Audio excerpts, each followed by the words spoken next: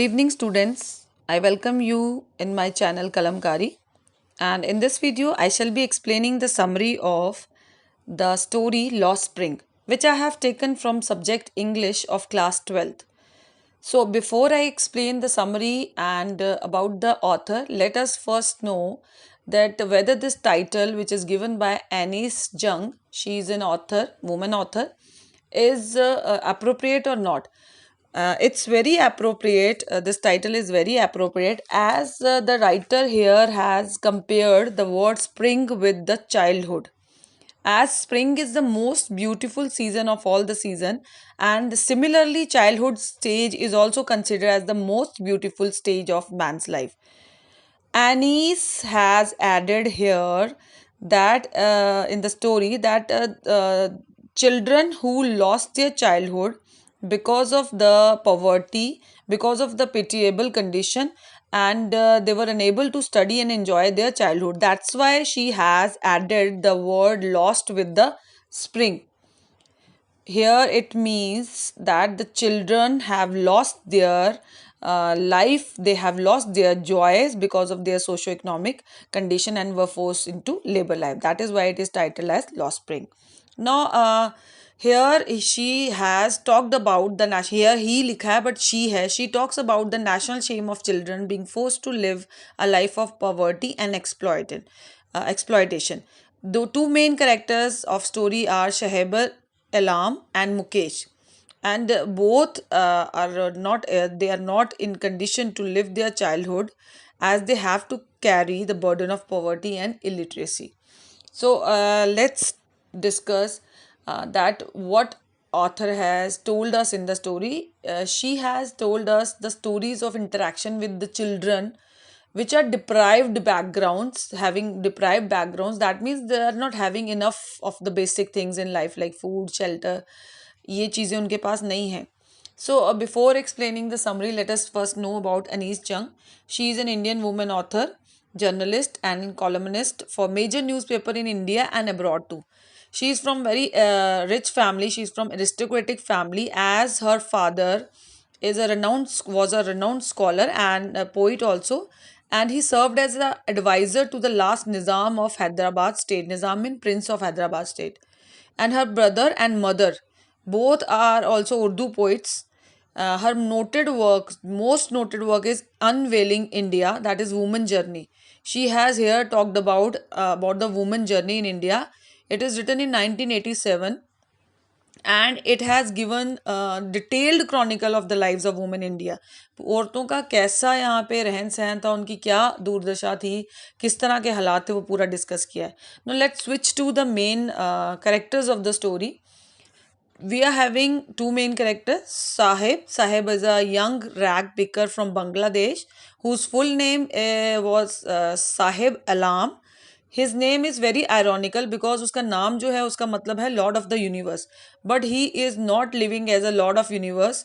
In reality, he even lacked basic requirements of life. Rag pickers है, rag pickers होता है कूड़े के ढेर में जिससे जो लोग उठा के चीज़ों को जो भी चीज़ें मिलती हैं वो कबाड़ में बेचते हैं और पैसे अर्न करते हैं, पैसे कमाते हैं, वो है ये. मुकेश मेंबर है बैंगल सेलर्स फैमिली का फिरोज़ाबाद में, और सारे ही फैमिली बिजनेस जो है बैंगल मेकिंग का है. और जो मुकेश है वो भी इस बिजनेस में है. उसकी बहुत सारे डिज़ायर्स हैं. वो मोटर मैकेनिक बनना चाहता है, ड्राइव करना चाहता है कार, लेकिन वो ये सब नहीं कर पाता क्योंकि उसके फैमिली कंडीशन अच्छी नहीं है. सो नरेटर ने यहाँ पर has discussed about two child, as I have told you, Sahib who is from Seemapuri and Mukesh who lives in Firozabad. ये सीमापुरी में बांग्लादेश के लोग आए थे जब ये इन लोगों के वहाँ से यहाँ पे 1971 के बाद. बट इनका जो है अपना ये लैंड पे इनकी कोई वो नहीं है. सेटलमेंट जो है इन्होंने जिस लैंड पे करी है वो लैंड लीगली इनके नाम नहीं है. सो लीगल क्लेम नहीं कर सकते ये. सो 1971 में आए हैं और इनके मड्स के हाउस हैं, टीन रूफ्स के हाउस हैं. So they are devoid of sewage also, drainage also, और इनको पानी भी नहीं मिलता. सो 10,000 से ज़्यादा रैग पिकर्स जो हैं यहाँ रहते हैं और लीगल पोजेशन के बिना रहते हैं। राशन कार्ड है इनके पास, वोटर कार्ड्स हैं। सो ये भी, साहेब भी उनमें से एक है। सो रियलिटी ये है कि बहुत पेनफुल है इनके लिए, बहुत सारी डिफ़िकल्टीज इनको फेस करनी पड़ी है।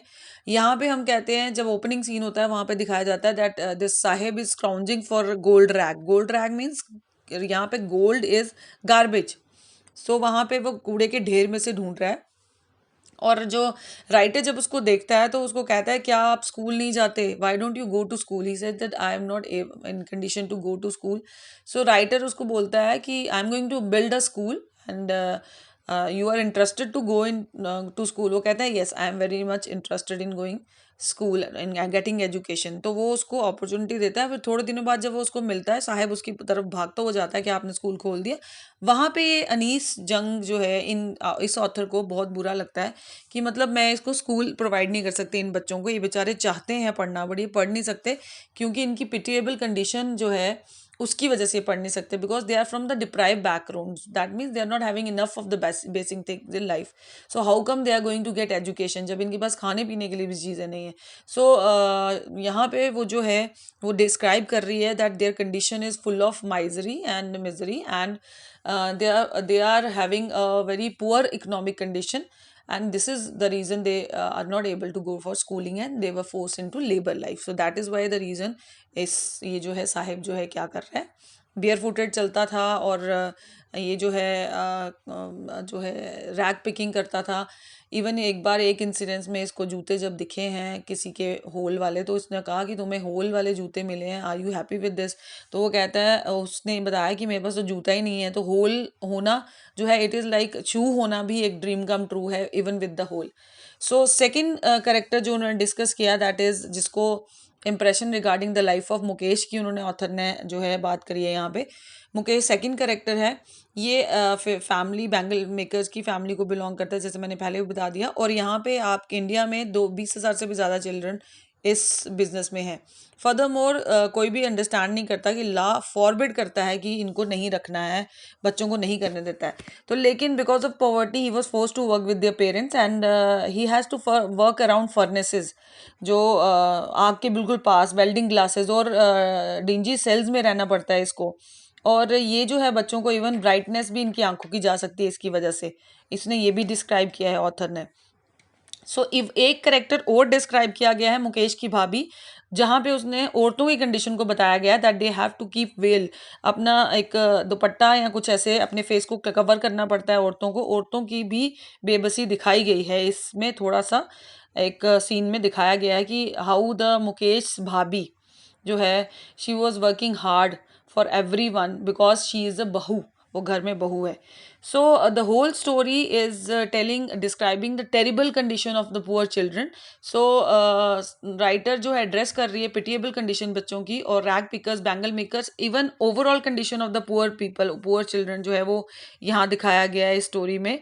तो वो कहीं ना कहीं बताना चाहती है कि lost spring means the children are losing their law जो है joy, happiness, beauty, hope because of the poor condition and they are force into labour and they are missing the spring.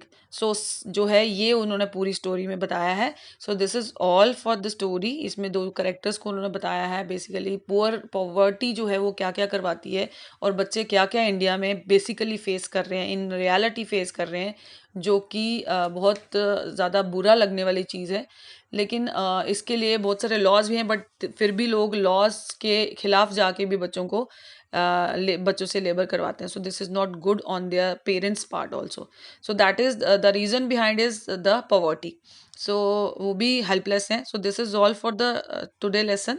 Thank you so much.